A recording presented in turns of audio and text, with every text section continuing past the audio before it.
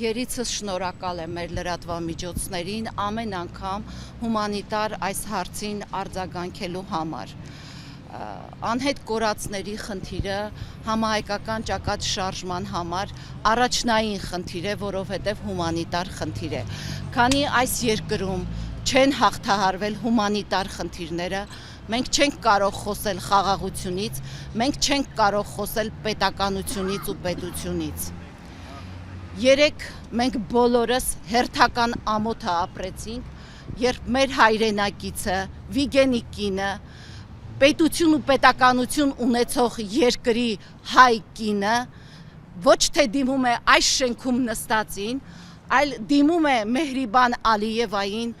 նրանից խնդրելով, որպեսզի նա կարողանա իր ամուսնուն ներում շնորհի։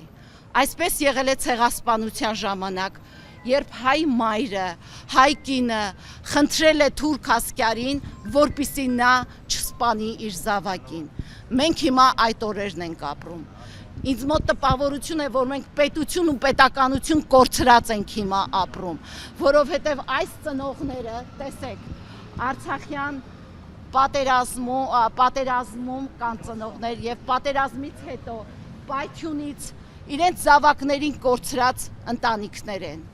Այս մարդկանց հարցը որևէ կերպ չի հուզում այս շենքում նստածին, արտաքին գործերի նախարարությանը, քննչականին, ԱԱԾ-ին։ Տեսեք, ամիսներ առաջ էր, սեպտեմբերն էր, եթե ես չեմ սխալվում, ԱԱԾ պետը գնաց Բաքու։ Ենթադրվում էր, որ պետք է ձեր ընտանիքի հարցը բարձրաձայնվեր, ձեր եղբոր, ձեր երկու տղաների հարցը պիտի բարձրաձայնվեր։ Մենք չլսեցինք։ Լսել եք, եթե դուք լսել եք, հարգարժան լրատվամիջոցներ, կար այս ընտանիքների մասին, Բաքու էր գնացել, առաջինը պիտի խոսվեր այս ընտանիքների, անհետ կորածների ընտանիքների, Բաքվի բերդերում ամեն օր խոշտանգվող մեր հայրենակիցների մասին, որևէ մեկը լսել եք այդ մասին, չեք լսել։ Հիմա դրան եմ, բավականին մեծ գումար տրամադրվեց, ովքեր են այդ քաղհասարակության ներկայացուցիչները, որոնք այցելեցին Բաքու։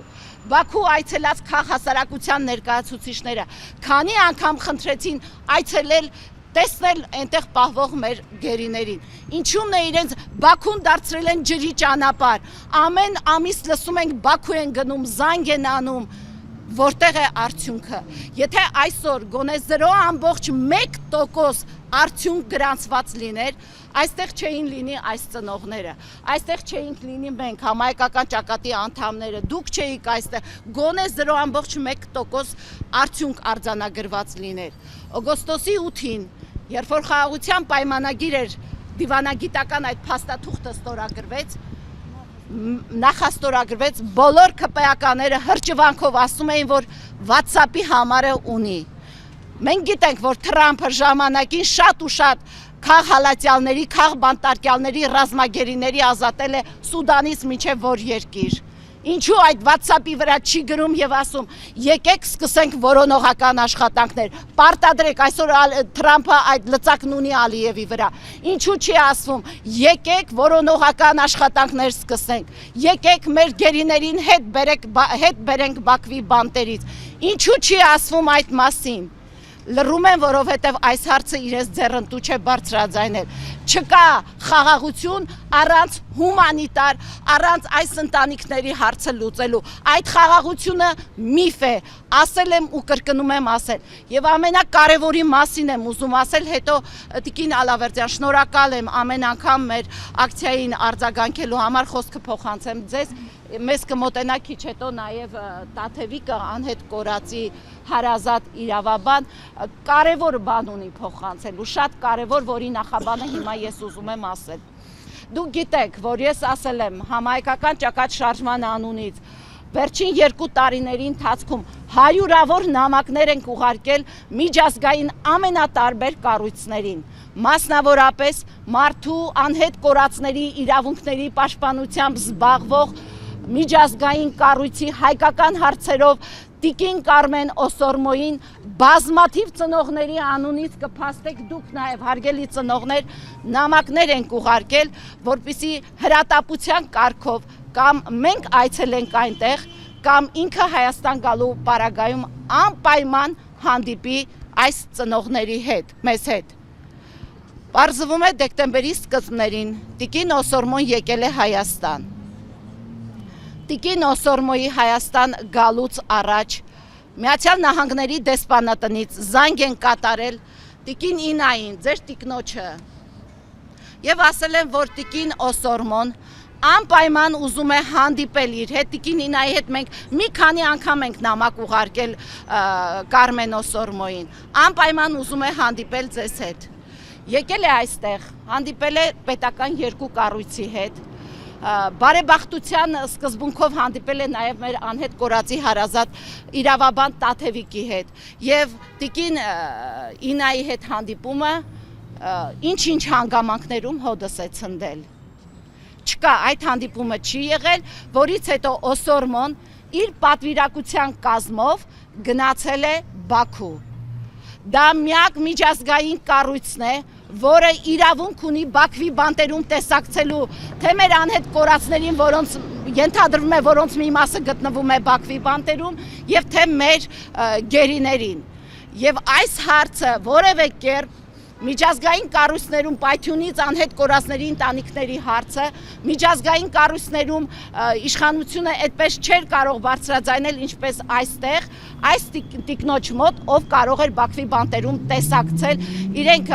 ասում է, թե իշխանությունների հետ մեծ կապ չունեն, բայց իմ համար գոնե զարմանալի է այդ ինչպես եղավ երկու պետական կառույցի հետ հանդիպումից հետո Տիկին Օսորմոն չհանդիպեց ձեր տիկնոջը Տիկին Ինային։ Եվ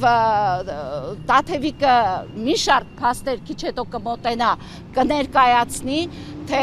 նույնիսկ գիտեք ինչի մասին է հետաքրքրվել։ Իրենք մեծ դրամաշնոր են տվել այս կառավարությանը, ուշադիր լսեք, մեծ դրամաշնոր են տվել այս կառավարությանը, որպեսզի իրենք անհետ կորածների հարցի լուծմամբ հետևողականորեն զբաղվեն։ Հետևողականորեն հարցրել են, կա այդ զբաղվածությունը Տաթևիկին, զբաղվել են արդյոք այդ հարցով, չէ որ մենք մեծ դրամաշնոր ենք տվել այս կառավարությանը, հարգելի ծնողներ, դուք եք այստեղ ներկա, զբաղվել են այդ հարցով, կա մեկ քայլ առաջ, կա 0.1 քայլ առաջ, որ մենք այսօր այստեղ չգտնվենք,